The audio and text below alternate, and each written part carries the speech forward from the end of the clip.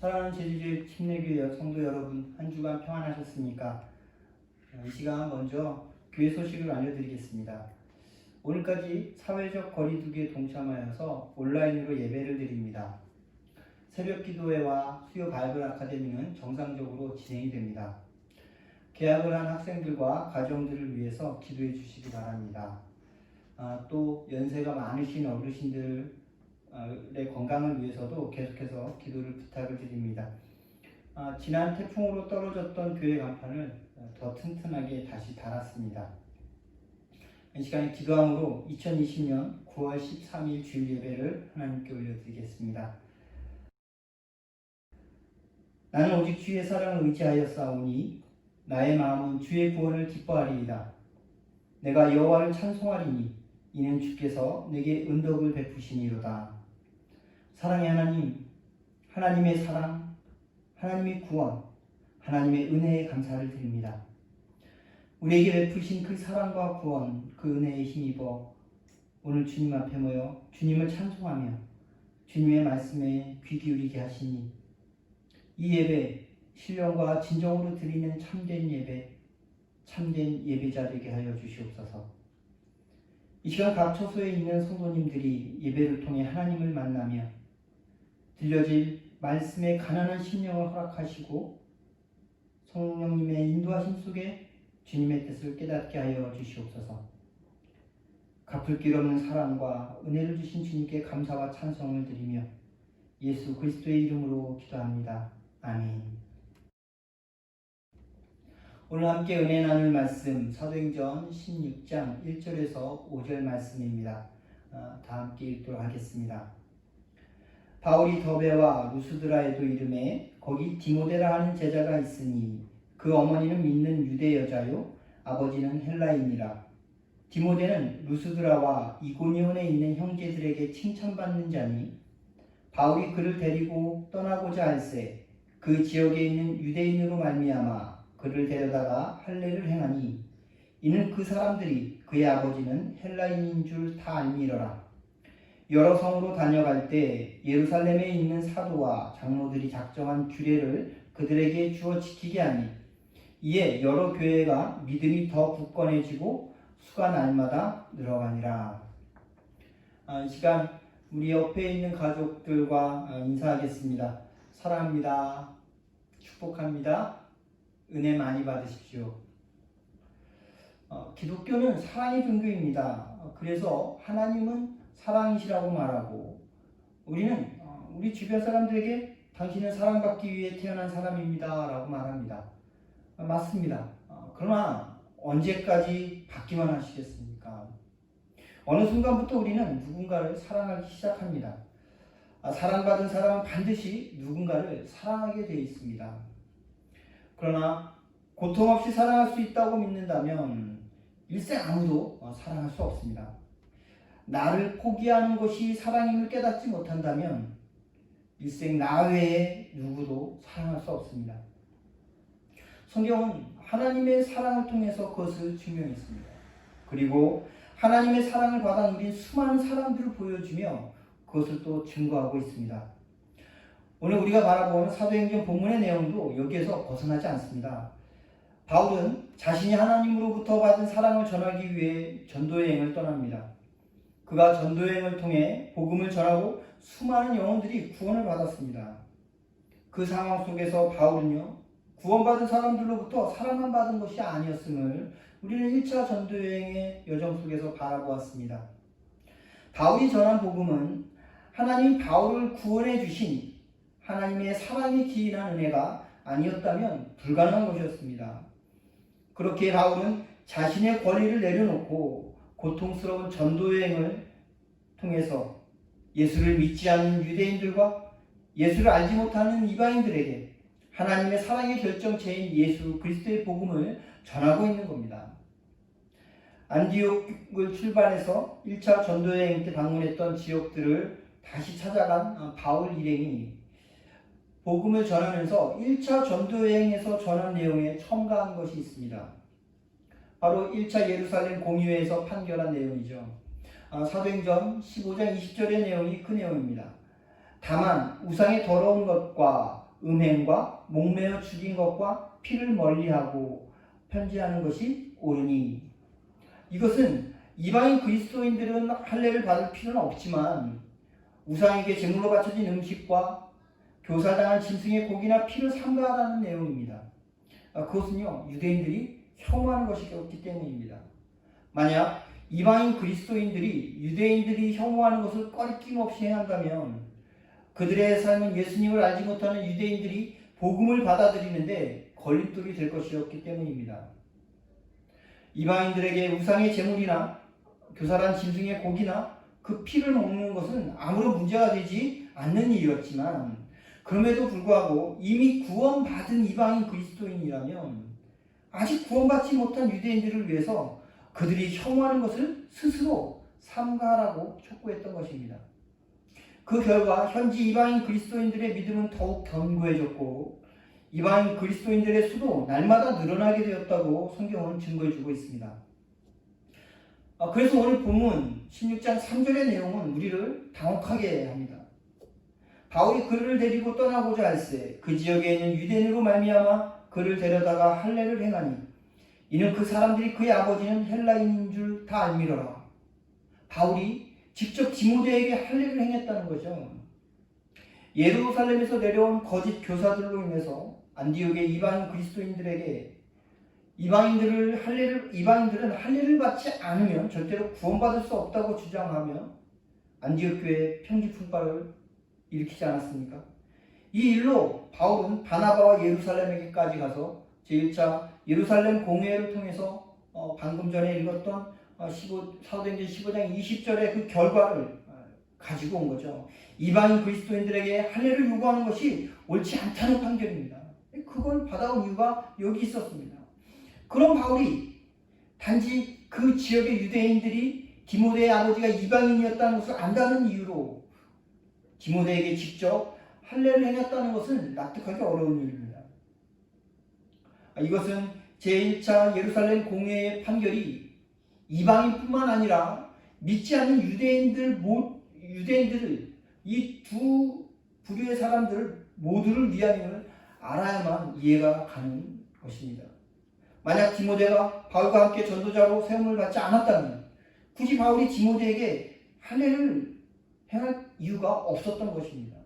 아직 예루살렘 공회의 결정이 알려지지 않았어요. 그런 상황에서 루스드라와 그 인근의 유대인들은 이걸 받아들이기가 어려웠을 겁니다. 또한 막 전해진 그것들에 대한 어떤 신빙성에도 문제가 있었겠죠. 바울의 1차 전도 여행 때 비시디 안디옥의 유대인들은요, 바울을 모함하고 그 신의 유력자 사람들을 선동해서 바울을 그곳에서 내쫓았습니다. 이고니온의 유대인들은 바울을 돌로 쳐 죽이려고 했고요. 루스드라의 유대인들은 이고니온과 비시디 안디옥에서 바울을 죽이고자 찾아왔던 그 유대인들과 동조해서 바울에게 돌세례를 퍼부었던 사람들입니다. 피투성이가 되어서 기절한 바울을 질질 끌고 나가서 성 밖에 내팽개쳤던 사람들이 바로 이 당시의 유대인들입니다. 전도자로 세워진 디모데가 혼혈아임을 알고 있던 유대인들이 그가 할례도 받지 않았다는 것을 알았다면 그것을 시비로 내본다면 디모데가 아무리 온전한 복음을 전한다 해도 그것에 반발하지 않았겠습니까? 바울은 혼혈아인 디모데로 하여금 예수를 믿지 않는 유대인들과의 그 원만한 접촉점을 갖게 하기 위해서 앞으로 전도자의 삶을 살아갈 디모데에게 할례를 행한 겁니다. 당시 18세 정도로 추정되었던 그 젊은이였던 디모데 또한 그렇게 이에 동의하고 있었음을 의미합니다. 디모데는 자신을 위해서 할례를 받은 게 아니라는 거죠. 앞으로 자신이 전도자로서 만나서 복음을 전할 믿지 않는 유대인들을 위해서 할례를 받은 겁니다. 디모데 자신을 위해서라면 할례를 받을 필요가 없었지만 자신이 이방인의 피가 섞인 혼혈아로 그러나 자신이 사랑해야 할 유대인들을 사랑하기 위해서 자신의 생사를 도려내는 아픔을 기꺼이 감수한 것입니다. 그것이 예수 그리스도의 방법이고 하나님의 사랑의 특성이기 때문입니다. 예수님의 사랑에 대한 또 다른 시각이 예수님의 산상수훈 속에 담겨져 있습니다. 마태복음 5장 39절에서 41절 말씀입니다. 나는 너희에게 이르노니 악한 자를 대적하지 말라. 누구든지 내 오른편 뺨을 치거든 왼편도 돌려대며 또 너를 고발하여 속옷을 가지고자 하는 자에게 겉옷까지도 가지게 하며 또 누구든지 너로 억지로 오리를 가게 하거든 그 사람과 심리를 동행하고. 예수님이 사랑한다는 뜻은 우리의 일반적인 사랑과 다르게 아주 파격적입니다. 39절 당시 1세기 문화 속에서 뺨을 맞는다는 것, 그것은 최고의 모욕 중 하나였다는 거예요. 뺨을 맞는다는 건 지금도 굉장히 치욕적으로 여기는 사람들이 많이 있지 않습니까? 뺨을 맞았다는 것은 그렇게 자존심과 명예에 위기가 왔다는 것을 의미합니다. 지금 아마 우리라면요, 정강이를 쳐버리던 아니면 욕을 해대면서 달려들어서 그 뺨을 내가 맞은 것보다 더 세게 아니면 더 많이 때려야만 속이 풀릴 겁니다. 그러나 예수님의 이 말씀은 우리의 분냄 그리고 우리의 화에도 불구하고 하나님이 나를 때린 그를 소중히 여기신다는 것을 생각하라는 겁니다. 지금 이 순간에도 하나님이 이 사람에게 손을 뻗고 계심을, 그에게 하나님의 사랑을 표현해 줄 그 누군가를 찾고 계심을 알라는 겁니다. 그렇게 다른 뺨을 돌려대는 그것은요, 그 영혼의 뚜렷한 인상을 남기라는 겁니다. 내가 이렇게 했는데 왜 안 때리지? 내가 이렇게 했는데 어떻게 나에게 이렇게 가만히 있을 수 있는가? 그런 인상 말입니다. 40절에서는요, 신약시대의 중동지방의 어떤 그 의복에 대한, 복식에 대한 것을 알아야 합니다.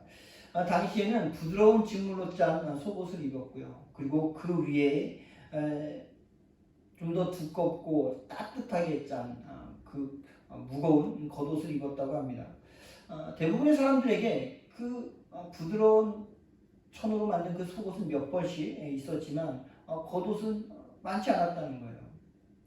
이 겉옷은 그렇기 때문에 낮에는 외투로 사용이 되어지고 밤에는 담요로 사용되어지는 그 두 가지 기능을 가지고 있었다고 합니다. 중동 지방의 이런 기후로 인해서 밤의 추위를 이겨낼 겉옷이 없었다면 굉장한 난패를 보게 되는 그런 상황이었다고 하죠. 그래서 겉옷이 굉장히 중요했다는 겁니다. 그렇기 때문에 실제로 겉옷을 보호하는 그런 것이 법으로 보호받는 그 법이 있었다는 거예요. 당시에 장사나 혹은 거래를 하게 되면 담보를 잡을 때가 있었는데 그 담보를 잡을 때 속옷은 담보로 잡을 수 있었지만 그렇기 때문에 겉옷은 담보로 잡을 수 없었다는 거죠. 왜요? 가난한 사람들은 속옷을 그래도 여분을 가지고 있었지만 겉옷은 한 벌밖에 갖고 있지 않았기 때문입니다. 그렇게 이런 겉옷의 중요성을 비춰볼 때 오늘 40절의 예수님의 명령은 아주 놀랍습니다. 법을 지키는 것을 넘어서 사랑으로 섬기는 그런 파격적인 모습을 보여주라는 겁니다. 또한 41절 당시 이스라엘은요 로마의 지배 속에 있었죠. 그래서 로마 군인들에게는 모든 민간인을 강제 동원해서 마음대로 부릴 수 있는 법적 권리가 있었다고 합니다. 참 억울하지만 빨래, 식사, 잠잘고 혹은 뭘 하든지 자신들이 필요하다면 강제로 다 동원시켜서 시킬 수 있었다는 거예요. 특별히 로마 군인들이 자신들의 그 짐을 나르도록 시키는 것은 아주 당연하게 여기고 많은 유대인 남자들을 시켰는데 유대인들이 그걸 굉장히 싫어했다고 합니다. 부대가 바뀐 군인들이 유대인을 불러서 짐을 옮기도록 하는 그 일들이 비일비재했다는 거예요. 밭을 갈고 있던 물건을 팔고 있던 자기 어쨌든 뭘 하고 있던 간에 그 일을 중단하고 로마 군인이 시키는 대로 해야 했습니다. 가까운 거리였으면 상관이 없지만 먼 거리라면 굉장히 곤란한 일이 생기지 않았겠습니까? 그래서 여기에 제한을 뒀다는 거예요. 유대인들이 이 관례를 너무 싫어하기도 했기 때문에 지나친 요구를 삼가하도록 군인들이 유대인 남자에게 짐을 지게 한다면 결국 오리 이상은 못 가게 요구할 수 없도록 그렇게 법으로 제정했다고 합니다. 그럼에도 불구하고 예수님은 이 의무로 부과된 거리를 다 간 후에 그렇죠? 많은 사람들이 그렇게 억지로 끌려가서 그것까지 당도하게 되면 그 짐을 어떻게 내려놨을까요? 내팽개쳤겠죠. 뭐 속으로 이 안에 있는 거 뭔가 깨졌겠지, 아주 박살났으면 좋겠다, 뭐 하는 그런 생각도 있을 수 있고, 또 욕을 해대면서 아마 그랬을 겁니다. 그러나 예수님 그러지 말라고 하십니다. 그렇게 내동댕이 치지 말고 오히려 그에게 더 파격적인 그런 사랑을 보여주라는 겁니다. 여기까지가 너의 의무였다면 그 의무를 뛰어넘는 사랑을 보여주라는 겁니다. 왜요? 어떻게 그럴 수 있을까요? 결국 그 의무를 뛰어넘는 사랑이야말로 진정한 그에게 더 강력한 어떤 그 이미지를 남기는 그런 사랑이 되어지기 때문입니다. 뭐 이런 겁니다. 나에게 예수 하나님에 대한 이 세상을 창조하신 그 창조자 하나님의 내게 보여주신, 그리고 내게 부어주신 그 피조물에 대한 사랑을 내게 부어주셨는데, 당신은 잘 모르겠지만 당신도 그 하나님의 사랑이 부어진 그 존재라는 겁니다. 그렇게 지금 하나님 보시기엔 너무나 소중한 존재인 당신을 내가 도와줄 수 있는 것, 그 영광이라는 겁니다. 그래서 사실 내가 여기서 끝났지만, 내 의문은 여기서 끝났지만, 당신이 원한다면 우리 더 함께 가드리죠. 뭐 그런 겁니다. 예수님이 이 예화 속에 결국은 보복이란 우리를 막다른 골목으로 가게 하는 길이라고 이야기하고 있습니다. 함께 누군가가 그 무자비한 행동을 중단시켜야 한다고 이야기하시는 거죠. 그리고 하나님은 바로 내가 그 누군가가 되기를 바라신다고 말씀하고 계신 겁니다. 또한 사람에게 있어서 명예가 굉장히 중요하죠. 그러나 그 명예가 세상에서 가장 중요하진 않다고 우리에게 말하고 계신 겁니다. 자기 방어적인 태도에서 벗어나야 한다는 거예요. 남이 비난하는 말을 반격할 것이 아니라 그것을 우리가 수용할 줄도 알아야 한다는 겁니다. 결국 마지막에 내가 겨우 해야 할 내 의무만 지는 데서 넘어서 그 의무의 영역을 뛰어넘는 그런 모습을 통해서 사람들에게 쉽게 잊혀지지 않는 아주 깊은 인상을 남길 수 있다라고 이야기하십니다. 하나님은 우리에게 파격적이고 보복하지 않으며 심리를 함께 가주는 그 사랑을 요구하십니다. 한쪽 뺨을 맞았을 때 한쪽 뺨마저 내밀며 그에게 파격적인 사랑을 알려주는 거죠.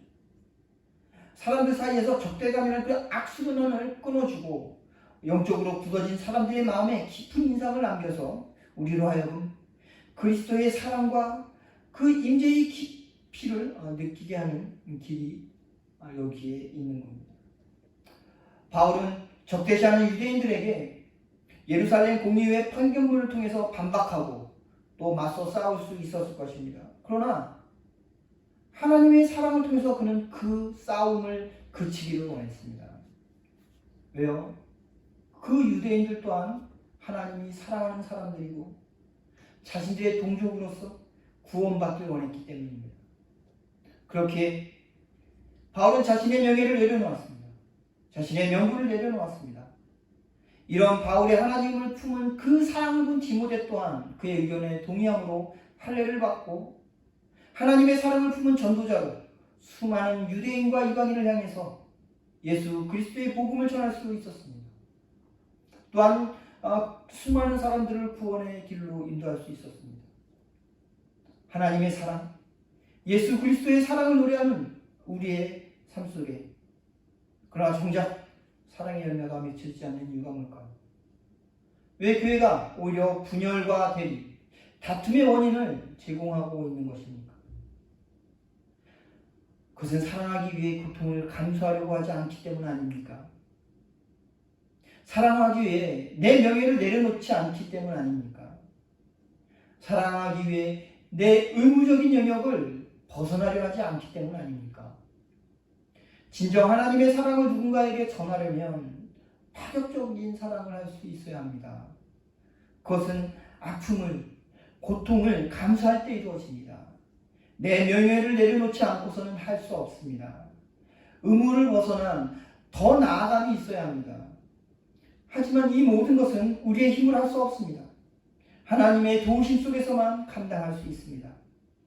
그렇기에 우리를 위해 죽음의 고통을 감수하시고 조롱받음을 통해 명예를 내려놓으시며 창조주로서 피조물에 대한 파격적인 사랑을 보여주신 예수 그리스도의 그 은혜를 생각해야 합니다. 예수님은 그 파격을 위해 십자가에 못 박히시기 전 겟세마네 동산에서 땀방울을 피 흘리듯 흘리시며 기도하셨습니다. 나의 원대로 마시옵고 아버지의 원대로 하옵소서. 이렇게 기도하신 예수님을 본받아 날마다 우리 자신을 비우기 위해 하나님께 사랑을 전할 수 있도록 하나님 앞에 무릎을 꿇는 기도의 사람들이 다 되시기를 바랍니다. 그 기도를 통해 지금까지 감당할 수 없었던 사랑, 그 파격적인 사랑을 행하는 참된 그리스도인이 되어 하나님의 사랑을 전하는 그리스도인이 그리고 교회가 되어 가시기를 주님의 이름으로 축원드립니다. 기도하겠습니다. 항상 우리를 그리스도 안에 이기게 하시고 우리로 말미암아 각처에서 그리스도를 아는 냄새를 나타내시는 하나님께 감사하노라. 우리는 구원받는 자들에게나 망하는 자들에게나 하나님 앞에서 그리스도의 향기니 오늘도 우리를 사랑하심으로 구원과 은혜를 베푸신 하나님께 예배드릴 수 있음에 감사드립니다. 또한 그 하나님의 말씀을 듣게 해주심에 감사드립니다. 하나님의 앞에서 그리스도의 향기로 살아가는 우리가 되게 하옵소서. 우리에게 허락하여 주신 하나님의 사랑을 삶으로 실천해 나가 그 향기를 바라게 하옵소서. 사랑을 위해 고통을 인내하게 하시고 사랑하기 위해 나의 명예를 내려놓을 수 있는 믿음을 주소서. 사랑하기 위해 나의 의무를 벗어난 파격을 행하여 우리를 위해 십자가의 죽으심과 부활을 통해 보여주신 하나님의 파격적인 사랑을 누리고 행하게 하옵소서. 이로써 참된 그리스도인으로 하나님의 사랑을 누리고 전하는 하나님 앞에서 그리스도의 향기로 쓰임받게 하옵소서. 예수님의 이름으로 기도합니다. 아멘. 이제는 우리를 구원하신 예수 그리스도의 구원의 은혜와 하나님 아버지의 사랑하심과 성령님의 내주 충만하심이 이 시간 각 가정과 처소에서 예배드리며 하나님의 파격적인 사랑에 감격하며 그 사랑을 위해 나의 명예를 내려놓고 나의 의무를 벗어나 하나님의 파격적인 사랑을 누리고 행함으로 그리스도의 향기로 쓰임받기를 다짐한 제일교회 모든 성도님들과 교회 위에 이제로부터 영원히 함께 하시기를 예수 그리스도의 이름으로 축원합니다. 아멘. 이 한 주간 주님의 사랑 안에서 사랑받으시고 또한 사랑하는 삶을 사심으로 더 건강한 모습으로 다음 주 뵙기를 바랍니다. 감사합니다.